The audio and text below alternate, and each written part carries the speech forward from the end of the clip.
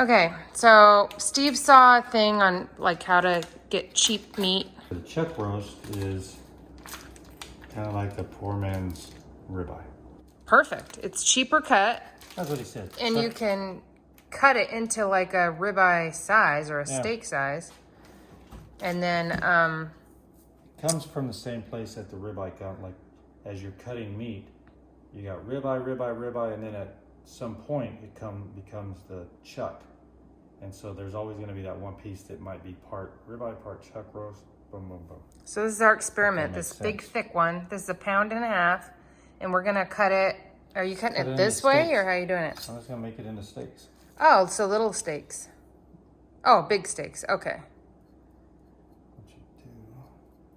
Well, that's That's you could just cut it in half. No, it's hard to cook when you're super thick like that. Okay.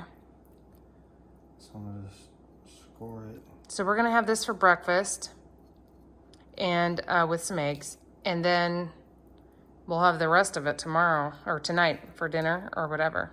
But just see how we can get meat to go further and cheaper. A lot of you guys have been asking where we're buying our meat, and we really don't know yet. We haven't figured this out, where the cheapest place is. I know I'm going to load up when I see it on sale, but I need to get to all the stores and see what everything actually has and figure it out. We've done Butcher Box, and if you guys want to try Butcher Box, we can do our referral code in here, and we both get $50 off your next box or whatever. So $50 off their normal box.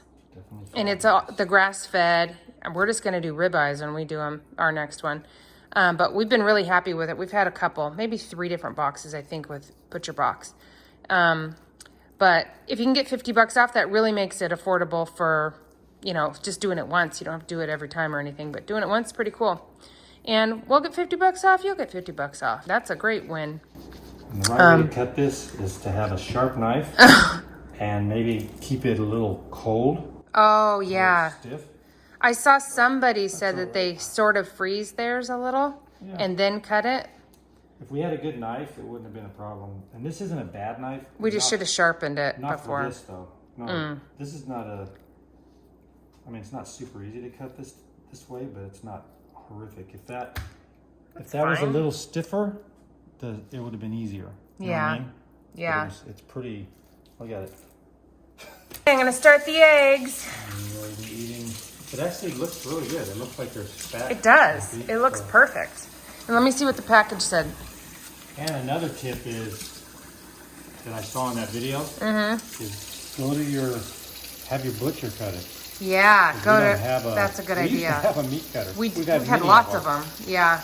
But if you don't have a slicer in there, you just go in there and ask him to cut it, 1/2-inch steaks. And you can ask for soup bones when you're back there talking to the butcher and get them for your bone broth. This one is, we're supposed to have 2-to-1 ratio, we found out. So this is 22 grams of protein to 10 grams of fat. So that's 2-to-1. Wow, perfect. That's perfect. So that is going to be the same kind of fat as the ribeye. And cheaper. Yeah. We're still in the experimental phase. So looking at prices and stuff, I don't really even know what's a good price or isn't. I'm getting things on sale.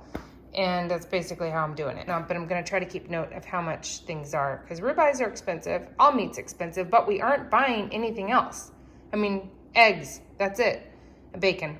But no other, we're not buying fruit. We're not buying salad. We're not buying canned goods. We're not buying anything else. I mean, nothing. This is our meal.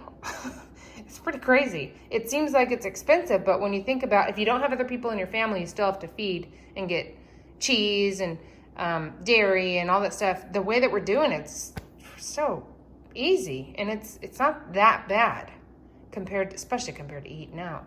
But we're having steaks.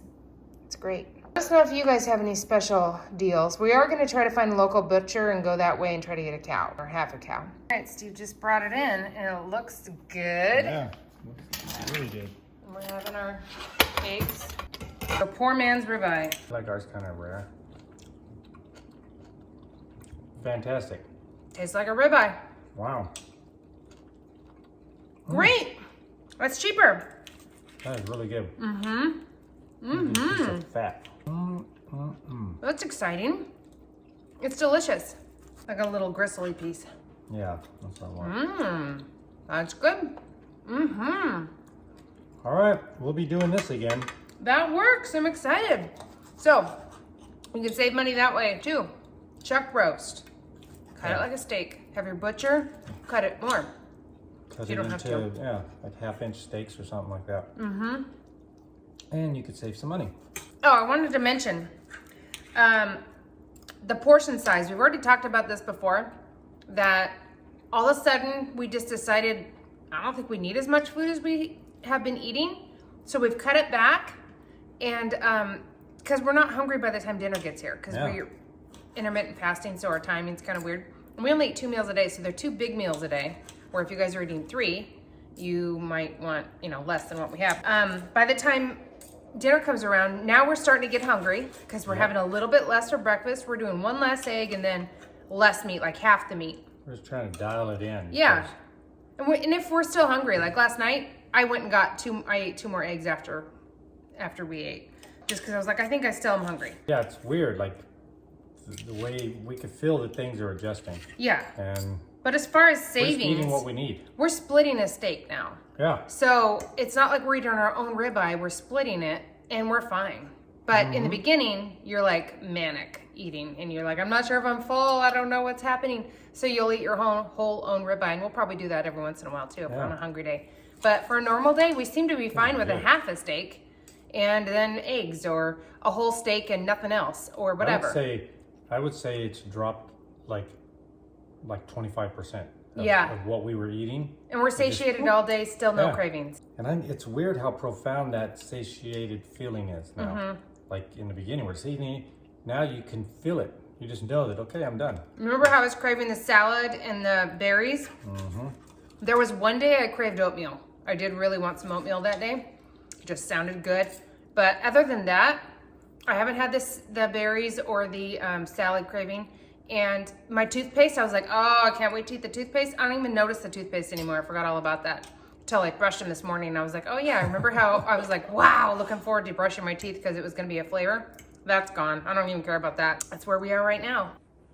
Okay, I just looked like on the Walmart app how much grass-fed chuck roast is per pound. It's $7.28 per pound versus grass-fed, same brand, market side, ribeye, which is $16.47 a pound. So that's a big savings. Wow. $7.28 versus $16.47. So unless you're getting it on sale, That's get that more chuck than roast. double. Yeah, that's great. That's really, really good. Woohoo! And I'd say it's very similar. And we didn't even try to do anything with it with like extra butter or anything. No, nothing. Wow, that's great news. Yeah, yay!